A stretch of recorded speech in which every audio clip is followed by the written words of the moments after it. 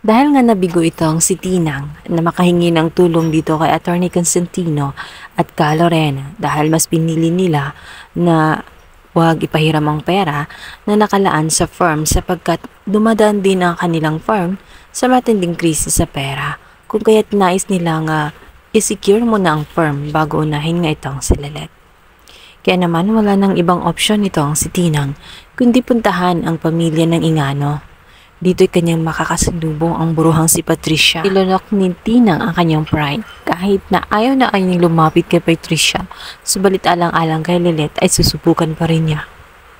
Sinabi ni Tinang dito nga kay Patricia na gagawin niya ang lahat, makahingi lamang ng tulong dito sa kanila. Dahil kahit balik rin man nila ang mundo ay hindi nila maitatanggi na anak pa rin ni Ramir itong si Lelet kung kaya't kailangan pa rin ng tulong.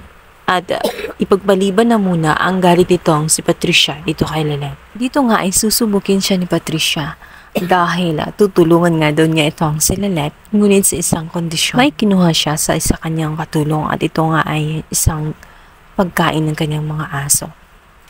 Inaayuan ito sa kanya. Papahiramin o mano siya ng pera. Sa isang kondisyon ay kakainin niya ang pagkain ng mga aso.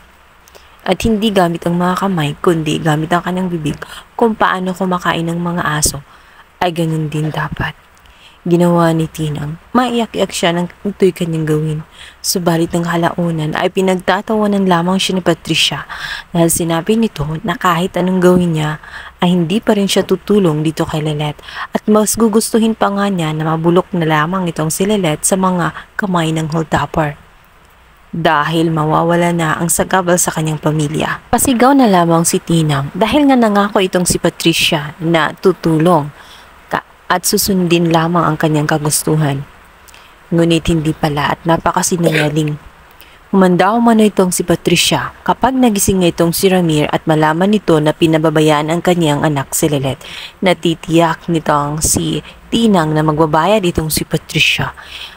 Naghalo na ang kanyang emosyon at inaway na nga niya itong si Patricia. Sinabunutan at pinagtatapon niya ang pagkain ng mga aso sa kanyang mukha. Sa kabilang banda, hindi nagustuhan ni Trixie ang ginawa ng kanyang inang si Patricia. Sinabi nito na bakit niya hinayaan na hindi tulungan itong si Lelet. Paano na lang kung malaman at magising na nga ang kanyang amang si Ramir at malaman nito na hindi at ipinabayaan lamang si Lelet. Natitiyak niya na hindi magugustuhan ng kanyang amang si Ramir ang ginawa ni Patricia at baka nga magalit pa ito. Subalit hindi takot si Patricia at sisiguraduhin umano niya na hindi malalaman ni Ramir ang mga nangyayari. Bukod pa roon, sisiguraduhin din niya na kahit sino ay walang tutulong dito kay Lelet upang sa ganun tuluyan na nga siyang mawala at mabura sa kanyang pamilya.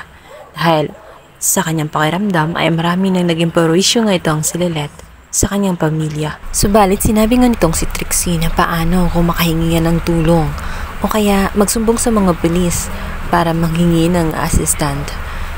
Ngunit hindi papayagan umano ng kanyang ina at sinabi nito na tatawagan niya ang kilala niyang pulis nang sa ganun mahaarang ang tulong na nararapat kay Lelet.